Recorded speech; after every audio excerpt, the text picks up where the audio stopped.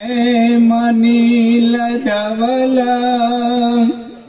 छाये मुखे श्री क्षणे युक्ता बिंदु निबंध रत्न मुकुटाम तत्वार्थवर्णात्मिकाम गायत्री वरदा भया कुश कुशाम शुभ्रकपालं गुणं शंखं चक्रमतारविन्दयुगलम् हस्ते बृहन्तीं वजे गायत्री त्रक्षां वालां साक्षसूत्रकमण्डलम् रक्तवस्त्रा चतुर्वक्ता हंसवाहिनी संसितां ब्रह्माणि ब्रह्मदेवीत्या ब्रह्मलोक निवासिनी गायत्री छंसा माता ब्रह्मयोनि नमोस्तुते सावित्री युवती शुक्ल शुक्लवस्त्रा त्रिशूलनां त्रिशूलिनी वृषारूढा यजुर्वेदं संसितां रुद्राणी रुद्रदेवीत्या रुद्रलोक निवासिनी सावित्री छंसा माता रुद्रयोनि नमोस्तुते वरदा सरस्वती कृष्णां पीतवस्त्रां चतुर्भुजां शंख चक्र गदा पद्म हस्त गरुड़ वाहिनी बद्रियाशम्मा विष्णुवादिनी भारती छंसा माता विष्णुयानी नमोस्तुते। मामा सरकार पधार्या, बહુ રાજી થયા।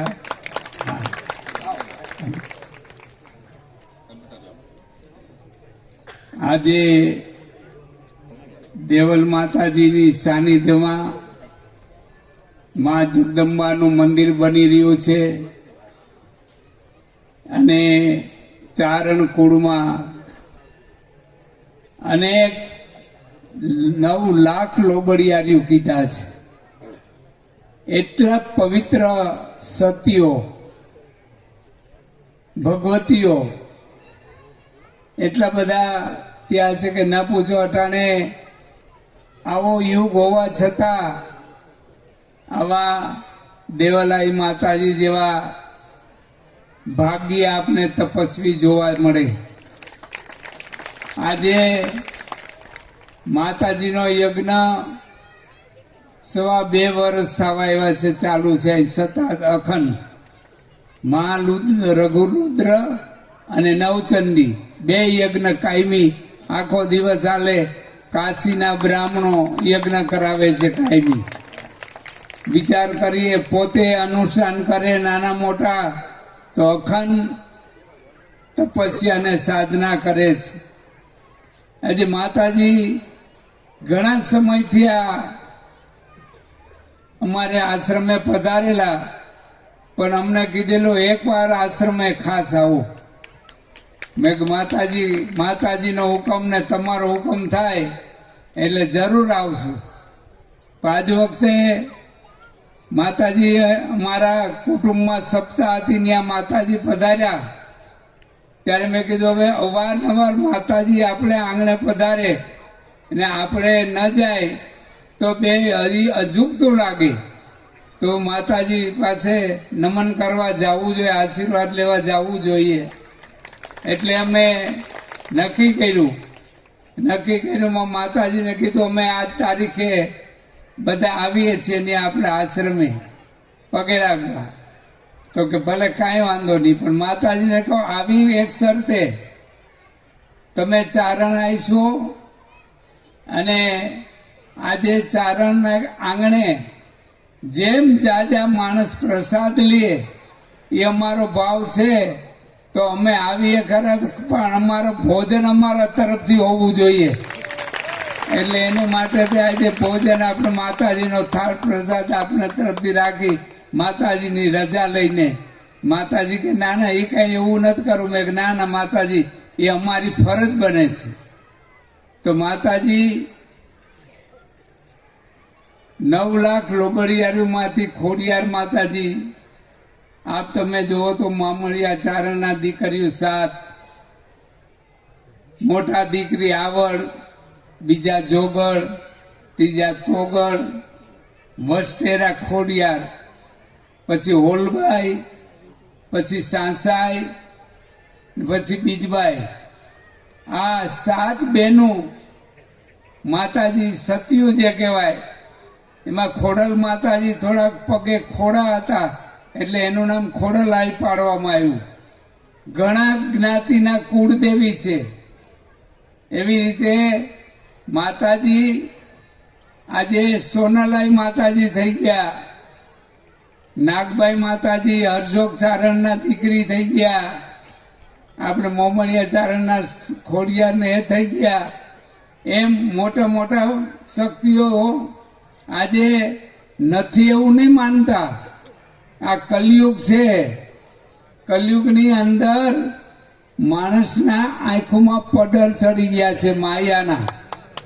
એટલે માયાના પડર ચડવાથી આપને કઈ વ્યક્તિ કેવી છે ઓળખાતી નથી. એ તો છે એવા ને છે એવા છે. એની પાસે શક્તિ એવી છે અને ભક્તિ પણ એવી છે, પણ એને પારખવાની આપણામાં શક્તિ નથી.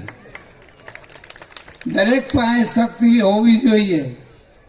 તો આજે માતાજી ખોડલમાએ કેટલા કેટલા પરચા આપેલા અને કેટલા દેવના કુળદેવી છે. એમ નાગબાઈ માતાજી અમારા કરદેવી થાય છે. અમારા કુળમાં હું જ્ઞાતિ તરીકે ક્ષત્રિય છું, પણ બ્રાહ્મણની કોણે આજે બ્રાહ્મણ પાસે દીક્ષા લઈ, જનોઈ લઈ, યજ્ઞોપવિત લઈ અને ગાયત્રી મંત્ર લઈને મારી 15 વર્ષની ઉંમર હતી ત્યાંથી હું આ મારી સાધના ચાલુ છે. આજે એ સાધના 24 લાખ, 1.25 કરોડ એવા અનેક વાર એની કોઈ ગણિત રાખ્યું નથી, પણ કરોડો એ ફૂગી ગયેલું છે. એથી વધારે હોય તો કહેવાય નહીં. તો એ બધી જગદંબાની માતાજીની કૃપા અસીમ છે.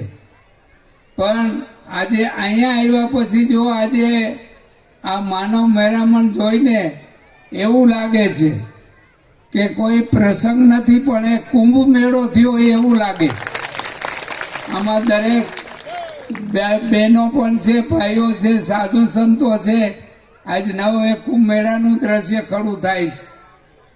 તો એ માતાજીના તપનું બળ છે. માતાજી એવડી બધી તપસ્યા કરે છે અને માતાજીના અને અમારા એક જ વિચાર થાય છે. આજે જગતમાં બધું સારું છે, પણ આજે બધાથી વ્યસનથી યુવાનિયાઓ ખૂબ જ ભેરાઈ ગયા છે. તો દેવલ માતાજી પણ એનો જે ધ્યેય છે, એને જે સંકેત છે એ જ અમારા પાસે સંકેત છે. એ જ અમે કહીએ છીએ કે આજે બીડી, તમાકુ, ફાંકી એ કરતા હોય એનાથી તો ઘણી બધી નુકસાની થઈને રોગ થાય છે. પણ એમાં બધાથી ખરાબમાં ખરાબ મદિરા, દારૂ જેને કહેવાય, એ બધાથી ભયંકર કેટલી પ્રકારની નુકસાની એમાંથી થાય છે. કેટલી પ્રકારની હાનિ થાય છે, નુકસાની થાય છે. અને ફેફસા ખલાસ થઈ જાય, લીવર ખલાસ થઈ જાય, એમાંથી માણસ મૃત્યુ થઈ જાય. બૈરા છોકરા રજરી પડે, છતાં હવે વ્યસન છોડતા નથી. તો અમે મારી એટલા વર્ષની 15 વર્ષની ઉંમરથી સાધુ થયો, આજે 69 વર્ષ થયા. એ વર્ષમાં જે મારી કમાણી ભજનની, પૈસાની નહીં, ભજનની જે કમાણી થઈ છે, તો એવો એક મનમાં એવો વિચાર આવ્યો કે આપણે આપણા માટે, આત્માના કલ્યાણ માટે અને સાધુ થયા એટલે ભજન તો કરવું જોઈએ, એ શાસ્ત્રનો નિયમ છે. પણ અમારી પાસે એ મૂડી જે ભેરી થઈ છે ને, એ મૂડી વાપરવાનો એક એવો વિચાર આવ્યો કે જે કોઈ પાન તમાકુ બીડી જે ખાતા હોય અને આજે અહીંયા માતાજીના યજ્ઞની સાક્ષીમાં આજે દેવલે માતાજી બિરાજે છે એની સાક્ષીમાં, નારાયણ સૂર્યની સાક્ષીમાં, સંતોની સાક્ષીમાં આજે જે બીડી તમાકુ પાન કે ફાકી જો કોઈ મેલ છે તો એને મારી મૂડીમાંથી 551 મંત્ર ગાયત્રી મંત્ર હું આપીશ. અને એથી વધારેમાં વધારે ખરાબ છે દારૂ, જે દારૂ મેલ છે એને હું 1100 મંત્ર આપીશ. પણ કાંઈક સમાજ સુધરે અને આગળ વધે, અમારી મૂડી ભલે થોડીક વપરાઈ જાય, અમે ફેરી કરી લેવું, અમારું એ ધ્યેય છે, અમારું કાયમીનું કામ છે. આજે અમે આશ્રમે 21 કલાક અંદર સાધનામાં રહીએ છીએ. 3 કલાક જ બહાર નીકળી રાત્રે 8 થી 11. એટલે કેટલા વર્ષ થઈ ગયા? ઘણા વર્ષ થઈ ગયા. એ ચાલુ છે સાધના. આ તો માતાજીને અહીં પધારો નથી એટલે અમે દિવસના આવ્યા, વા કથા હતી એટલે દિવસના ગયા હતા. દવાખાને જવાનું હોય તો દિવસનું નીકળવાનું, દિવસનું બિલકુલ સાધના ઘરની બહાર પગ દેવાનો નહીં. આજે અમને દયા આવે છે, દયાજનક. આજે બહેનો અમારી પાસે ચોધાર આંસુએ રડતા હોય છે, ઘરમાં ખાવા હોય નહીં અને ભાઈ પીતો હોય. હવે પી અને ફૂલ થઈને આવી અને ઓલું કરી દો ને ઓલું કરી દો. 2-5 જણાને નોતરીને આવ્યો હોય, અહીં ઘરમાં કાંઈ ના હોય તો એક લેવા ક્યાં જાય બિચારી? 4 દિવાલમાં રહેવા વાળી ભાઈ તો એને ઢોર મારે. તો આજે ભલે બધી જ્ઞાતિમાં છે એવું કઈ નથી, બધી જ્ઞાતિમાં કોઈ એક વસ્તુ કોઈ પાઘડી ના બંધ બેસતી પહેરી લેજો. દરેક જ્ઞાતિ અટાણે આમાં ફસાણી છે. બીજી ફસાણી છે પણ એમાં રાજપૂતની જે બૈરાઓ છે ને એને વધારે તકલીફ છે. એનું કારણ 4 દિવાલ વચારે રહેવાનું, માર ખાવાનો, છોકરા બોકરા રજરી પડે ગુજરી જાય તો રાની રાન પણ ભોગવવાનું, ન તો માવતર જઈ શકે ન તો બચ્ચા જીનકા જેથી મરી શકે. આજ ક્યાંય ના જઈએ કે 4 દિવાલ વચ્ચે રહે છે એ છત્રીઓ સહન કરી શકે આ 4 દિવાલ વચ્ચે. તો આજે કેટલી હદે વ્યસન ફેલાણું છે. એ વ્યસનને મુક્ત કરવા માટે અમે અમારી સાધનામાંથી અમે ભાગ કાઢીએ. પણ જો આપની ત્રેવડ હોય તો એ અમારા શબ્દોને ઝીલી લઈએ. અને આજનો દિવસ, આજે રવિવાર, માતાજીનો વાર, આજે અહીંયા યજ્ઞ ચાલુ, માતાજીનું મંદિર બની રહ્યું છે, માં અહીંયા બિરાજમાન છે, બધી હાજરી છે. એમાં અમે આ સંકલ્પ કરીએ છીએ કે અમે એટલું આપશું, પાપ આમાંથી બહાર બકાત થઈ જાઓ, આમાંથી નીકળી જાઓ. આજે માતાજી મંદિર બનાવી રહ્યા છે પાર્વતીજી માતાજીનું. તો આદિ અનાદિમાં શિવ શક્તિથી જ આપણો સનાતન ધર્મ પૈકો છે, શિવ ધર્મથી જ બધું ચાલે છે. તો પાર્વતીજી માતાજી એ જ ઉમિયા માતાજી, ઉમા એટલે ઉમિયાજી. આજ પાર્વતીજી માતાજી એટલે ગમે તેવી ગયો તો એ પાર્વતી જ ગણાય. આજે આપણે વાત તો સાંભળી હોય કથામાં, અને કથાનું બધું મર્મ પણ જાણ્યું હોય. તો જ્યારે ભગવાન શંકરના ઘરમાં પેલા જે પત્ની હતા એનું નામ સતી હતું અને એ દક્ષ પ્રજાપતિના દીકરી હતા. તો એ દક્ષ પ્રજાપતિને એને શંકર ભગવાનને વાંધો પડ્યો એટલે સતીને એ બોલાવતા નહીં, એને તેડાવતા નહીં ઘેરે કે કાંઈ. એ સતી બહુ મૂંઝાયા કરતા.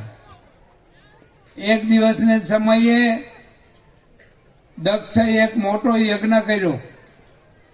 દરેક દેવતાઓને આવાહન કર્યું, બોલાવ્યા અને યજ્ઞ ચાલુ કર્યો, પણ એક શંકર ભગવાનને આમંત્રણ આપ્યું નથી, એની દીકરીને કે ભગવાન શંકરને કે સતીને. એમાં આકાશમાંથી પ્લેન જાય, વિમાન, એ વિમાન ઘણા નીકળે દેવસ્થાનના બધાના. એટલે સતી એકવાર પૂછે છે પ્રભુને, પ્રભુ આ વિમાન બધા જાય છે, દેવતાઓ ક્યાં જાય છે? કે સતી તમને ખબર નથી? કે મને ખબર ક્યાંથી હોય, આપ તો સમાધિમાં જોઈ શકો. તો કે તારા પિતા છે ને એમાં યજ્ઞ કરે છે, ઈ યજ્ઞમાં આપને આમંત્રણ નથી એટલે આપણેથી જવાય નહીં. પાર્વતીજી કે દીકરીને માવતર ત્યાં જવાનું આમંત્રણની જરૂર નહીં. આમ તો 3 કીધા છે શાસ્ત્રોમાં.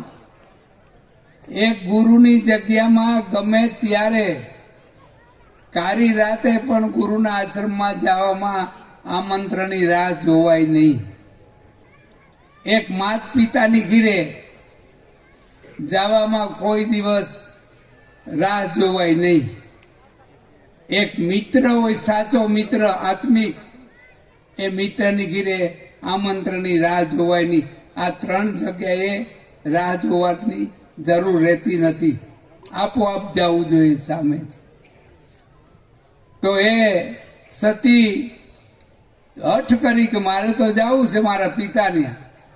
એટલે ભગવાન કહે છે કે જાઓ તમે સતી, આનું પરિણામ બહુ સારું નહીં આવે. કે હવે સારું આવે કે ના આવે પણ હું જાઉં. એ ધરાર આગ્રહ રાખીને ગયા છે ત્યાં દક્ષ ત્યાં.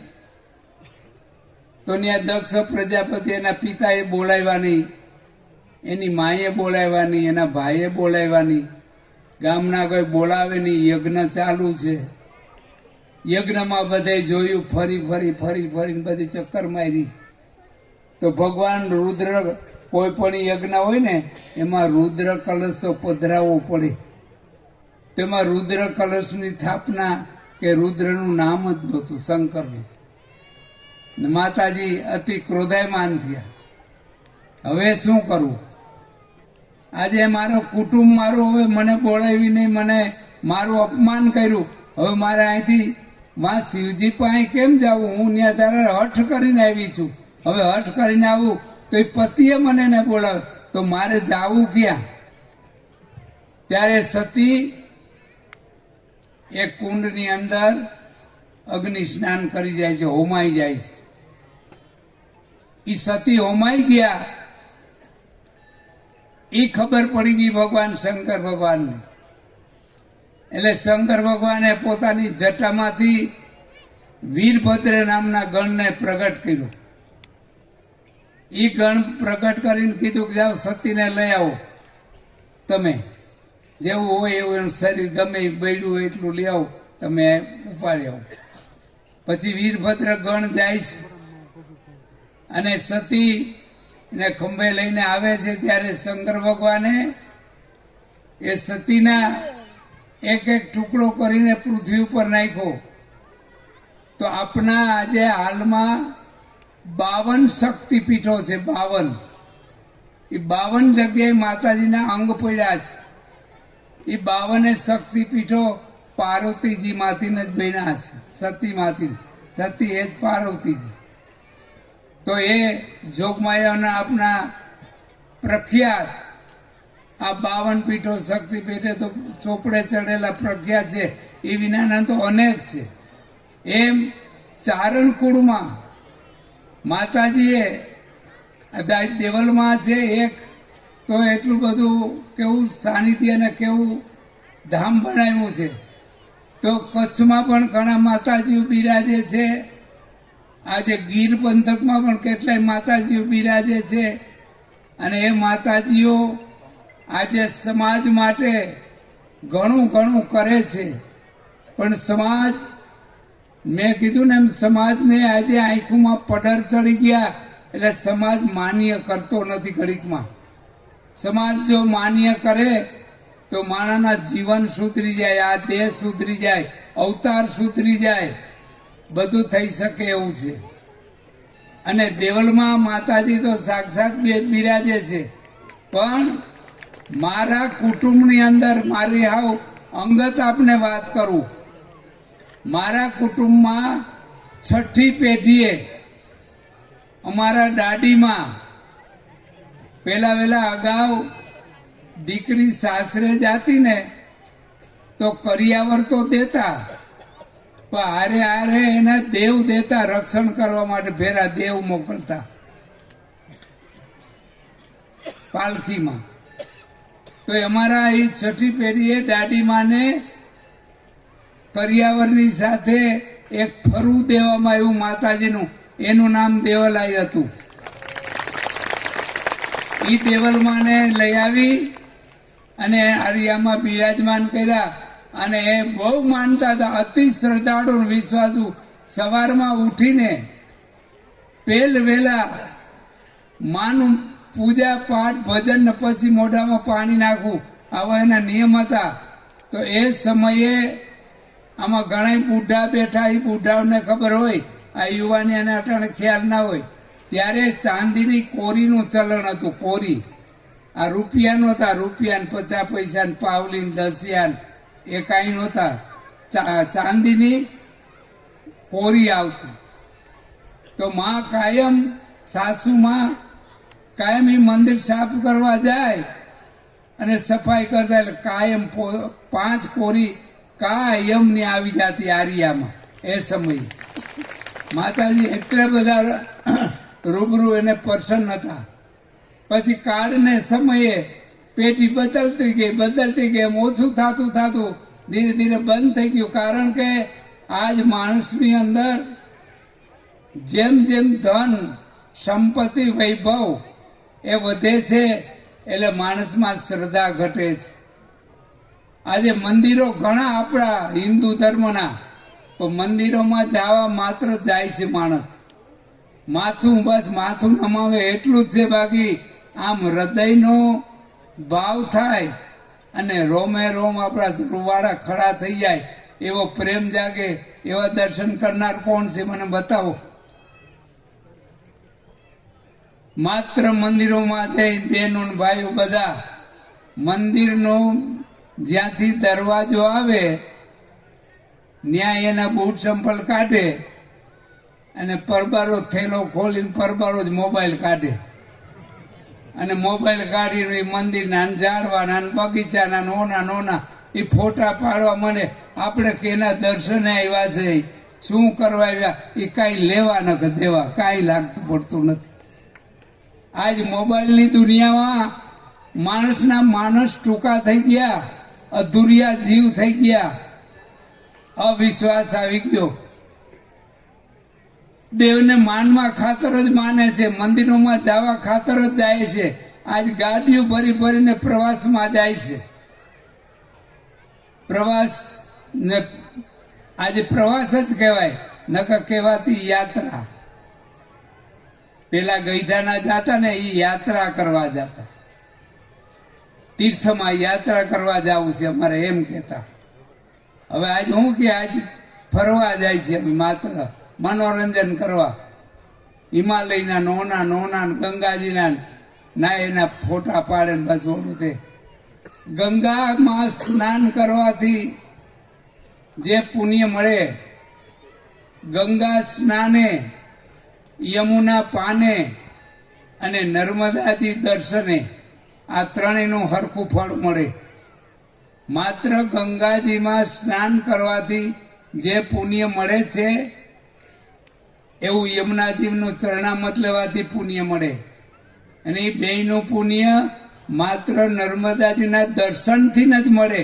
આ ત્રણમાંથી એટલું ફળ મળે, પણ એ કાંઈ ખબર નથી આપણે ક્યાં જઈ રહ્યા છીએ, એ કઈ ભાન જ નથી. નાઈ ધૂપકા મારી અને ફોટા પડાવીને ઘરે વહી આવવાનું અને પછી જોયા રાખવાના બસ. યાત્રા કેને કહેવાય? યાત્રામાં જઈને શું કરવાનું, શું ત્યાંથી મેલી આવવાનું અને શું લઈ આવવાનું, એ એક સમજાય ને તો ઘણી બધી વાત છે. તીર્થમાં જઈ અને એક અવગુણ છોડી આવવાનો. તીર્થમાં જઈને તીર્થના ગંગાજીની સાક્ષીમાં હાથમાં જલ લઈ સૂર્યનારાયણની સાક્ષીમાં તમારામાં જે અવગુણ હોય, હું ખોટું બોલવાની ટેવ હોય, કોઈ ખરાબ લક્ષણ હોય, દારૂ પીવાના, કોઈ વ્યસન બીજા કઈ હોય, એ બધું કોઈ નીતિમત્તા આપણેથી ચૂકાઈ જતી હોય તો એ બધું, એ બધાનો ત્યાગ કરવા માટે તીર્થમાં જવાનું, એટલે મેળવા માટે ખરાબ દૂષણ છોડી આવવાનું અને મા પાસેથી સારા સંસ્કારો લઈ આવવાના. મા પાસેથી ગંગા મૈયાને કહેવાનું કે આજના દિવસથી સ્નાન કરવા આવ્યા, આજ આપના દર્શન કર્યા, હવે આજથી હું કાયમી જાજુ પૂન કરી શકે. ગરીબો તો કાંઈ વાંધો નહીં, શ્રીમંતો એને જાજુ કરવું પડે. ગરીબ માણસે એક દાણો કરે તો હાલે. તો એક મુઠ્ઠી ચણ હું કાયમી નાખી છે, એવો એક નિયમ લઈ આવવો જોઈએ. એક પુણ્યનો એક લઈ આવવો જોઈએ. મેલી આવવાના દૂષણ, લઈ આવવાના સંસ્કાર, તો જ એનું નામ તીર્થયાત્રા કહેવાય. આ તો નકરી ઓલી એક લોટી લઈ આવે અને થોડી ઓલા કલર વાળા મમરા લઈ આવે પ્રસાદના. એ ગંગાજીના તો ઈડાઈ ના હોય, ક્યાંય ના હોય, ક્યાંની દુકાનમાંથી લઈ લીધા હોય, કઈ ખબર નહીં. દેવા થાય. આપણે યાત્રાએ ગયા ત્યાં આડોશ પાડોશમાં દેવા પડે, પડો દીધો, આમ તેમ ફલાણું આમ કરીને આ રોડવી નાખે. અટાણે આવી યાત્રા હાલે છે બનાવટી. ઈ યાત્રા કરવાથી કોઈ દી પુણ્ય મળે નહીં, આ દેહનો કોઈ દી ઉદ્ધાર થાય નહીં અને કલ્યાણ થાય નહીં. તો એને માટે આ માતાજી મહેનત કરી રહ્યા છે, અમે મહેનત કરીએ છીએ કે આ સમાજ હજી ક્યાં જઈને ઊભો રહેવાનો છે. એક પલે પલે અસત્ય બોલવા માટે માણસ જરાય ડરતો નથી. અસત્ય સમાન પાપ નહીં દૂજા, રામાયણમાં કીધું છે. અસત્ય સમાન પાપ નહીં દૂજા. બીજું એ કે પાપ નથી અસત્ય જેવું. મોબાઈલ વાળા શું કરે છે, અમારે મોબાઈલ રાખ્યો નથી અને મોબાઈલ છે નહીં, વાપરતા નથી, વાપર્યો નથી, પણ તમે મોબાઈલ વાળા શું કરો એની વાત કરું, ખોટું કેવું બોલો છો એની વાત કરું. ફોન કરે ભાઈને, હાલો ભાઈ ક્યાં છો તું? તો ઓલો કે હું સુરત છું. સુરત કે ને સુરત ગયો છે, કેદી આવવાનું? મારે થોડું કામ હતું. કે સુરત અઠવાડિયું લાગશે. ત્યાં વૈંડિયાડું માથું દેખાય, એ કોણ ઉભો છો? એ વૈંડિયાડું જ નહીં ઉભો હોય ત્યાં એ દેખાતું હોય. આ એક ખોટું બોલવાનું સાધન જબરદસ્ત હોય તો મોબાઈલ. હા, એટલે જાજુ નહીં કહેતા. જો હવે જમવાનો પ્રસાદ લેવાનો ટાઈમ થયો છે. હવે માતાજી થોડુંક એના આશીર્વચન આપણે સાંભળીએ અને થોડુંક એનું પાલન કરીએ. મા જગદંબા બેઠી છે જોગમાઈ અહીંયા જાગ્રત. તો આપણે બે શબ્દો કહીએ, એ થોડુંક મગજમાં લેજો.